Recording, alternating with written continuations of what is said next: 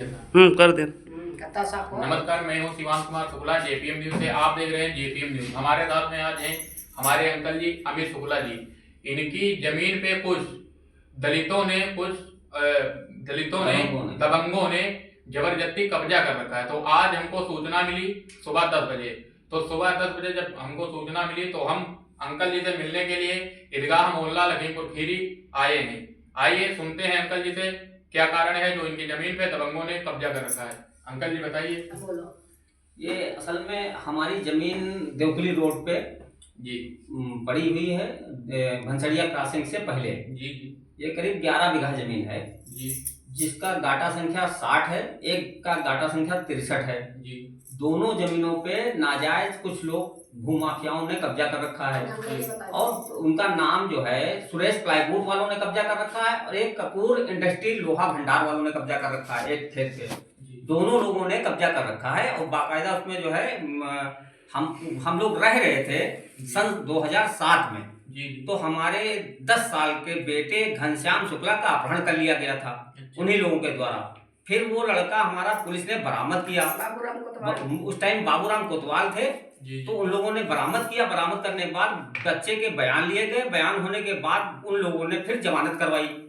जमानत करवाने के बाद फिर जो है 2-3 साल केस चलता रहा। फिर हमारे बेटे को मरवा दिया गया इन लोगों के द्वारा। वो लड़का था हमारा लड़का था करीब 30 साल का। जी जी उसको मरवा दिया गया। उसके बाद भी हमने कई प्रार्थना पत्र दिए लेकिन कोई सुनवाई नहीं की जा रही।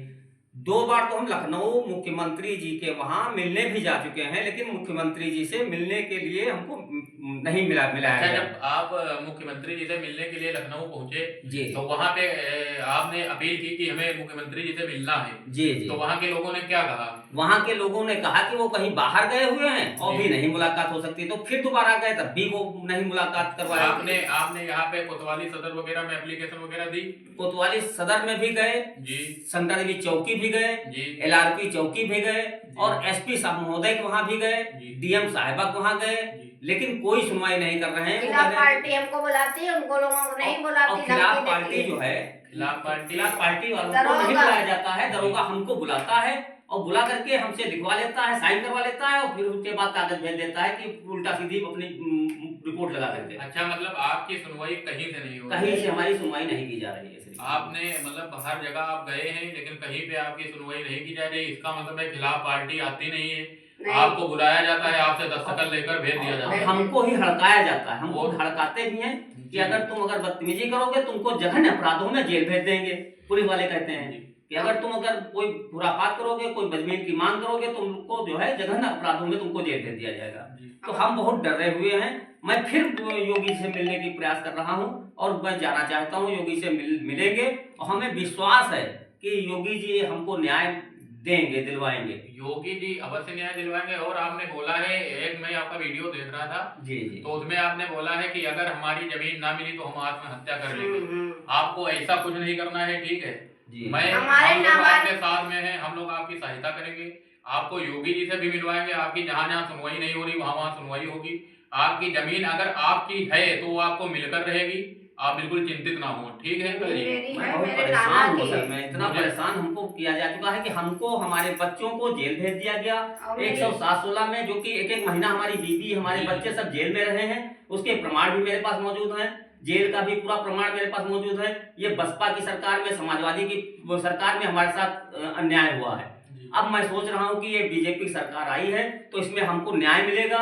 इसीलिए हम लोग शांति से बैठे हैं, एप्लीकेशन देते हैं और अधिकारियों से मिलते हैं कि हमको न्याय मिल जाएगा।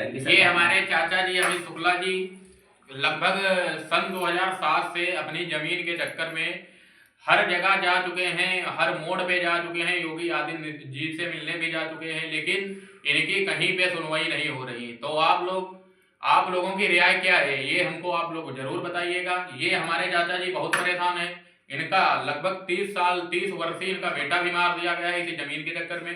पहले उसका अपहरण किया गया, अंकल जी बता रहे हैं।